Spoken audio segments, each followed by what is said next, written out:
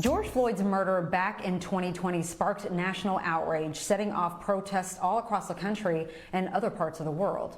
Millions took to the streets, triggering a rise in social activism. 2021 saw just as many taking a stand against police brutality, and a new research finds that those demonstrations may have worked. According to my next guest, in 170 of America's largest cities, street protests were followed by a sharp decline in officer-involved killings of Black and brown people. Susan Olzak, professor of sociology at Stanford University, is the author of that study. We're also joined by Marq Claxton, a retired NYPD detective and founder of the Black Law Enforcement Alliance. Thanks to both of you for coming on tonight. Thank you, Yodit. Susan, to you first. What made you start your research study into this issue? Well, I really had two motivations. First is the obvious importance of the issue.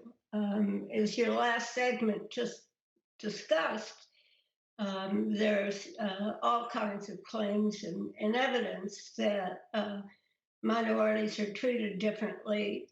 They're more likely to be arrested, and if they're arrested, there's more likely to be force against them. If they're in custody, and they are 2 times more likely than whites to die in a police-involved shooting. And then secondly, my motivation was that I was curious about the effect of whether protests can actually have a tangible effect on policy change. The evidence in sociology is pretty mixed on that. Some studies argue that there is no effect, and other studies find substantial effects of protest. So that's really my motivation. Well, for your research, you looked at the effect that protests had on these different cities across the country. Talk to us about your findings.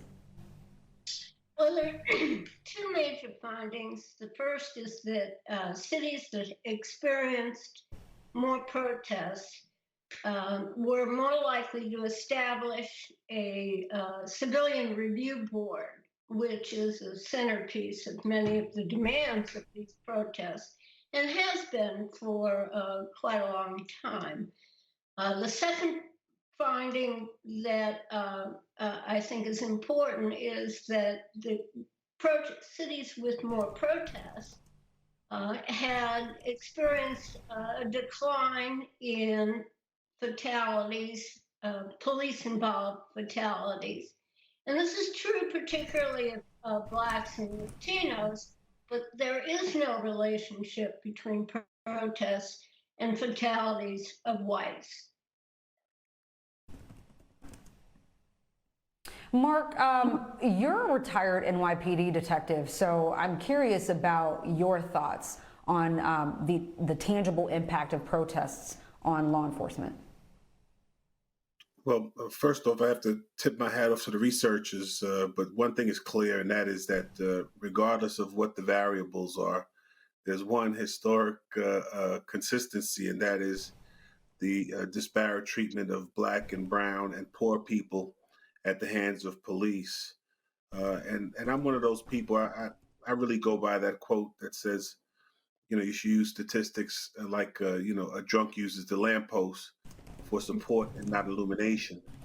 However, it is clear that the activity on the streets over the past several years by this diverse group of largely young people has had significant impact on at least raising the profile and raising attention and raising the issues of police brutality, police killings, misconduct, and the need for there to be operational reform. And there have been different jurisdictions who have really concentrated on it and made efforts towards operational reform. But for the most part, jurisdictions have had significant pushback and remain as they were prior to many of the demonstrations that occurred across the nation. That doesn't in any way diminish the importance and significance of those demonstrations. And there have been jurisdictions who have committed to increased police accountability, if not reform. I'm glad you said that. Speaking of accountability, Susan, your study also showed that police body cameras reduce police violence towards Black and brown people. They obviously serve as an impartial set of eyes, and it gives the public better transparency, more transparency, leaving very little room for officer misconduct. So while it's a common problem where the public is often having to protest to have body cam footage even released, why aren't more departments willing to, aside from budget issues, which police departments across the country have those budgets, why not equip officers with more cameras? Well, to be specific, what I found was that it was at the state level, and it states that mandate absolute, you must be wear and use and have operating a body camera at all times. So there are many more departments that have body cameras, but they're often not turned on.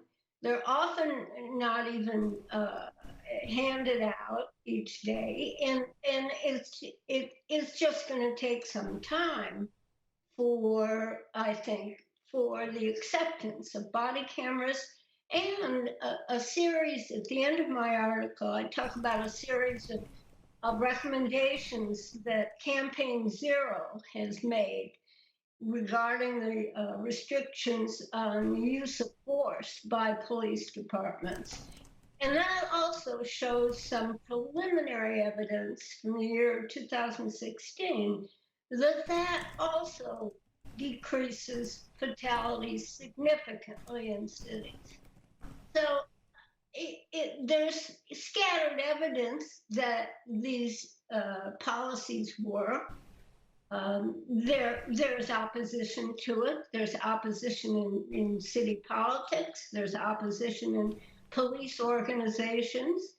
So it's a struggle, but the evidence is pretty clear that both protest and these policies make a difference. Mark, last question to you, because I'm running out of time here. There's still such a very long way to go when it comes to police reform and changing police culture in this country. Police budgets, in most part, are not going down. They're not decreasing, but they're increasing. Are we headed in the right direction, though, given the research that we've been talking about just now, and protests and the tangible impact that they're having across the nation? Are we headed in the right direction for police reform? It's a challenge. It will continue to be a challenge. Overcoming toxic police culture is a significant challenge. It's very resilient. And merely shifting resources will not significantly or substantively positively impact the outcomes. But the short answer is yes, we are headed in the right direction, at least in as far as discussing these items and mobilizing a young, diverse group of individuals committed to change. Susan Olzak, Marq Claxton, thank you again for your time tonight. I appreciate both of you.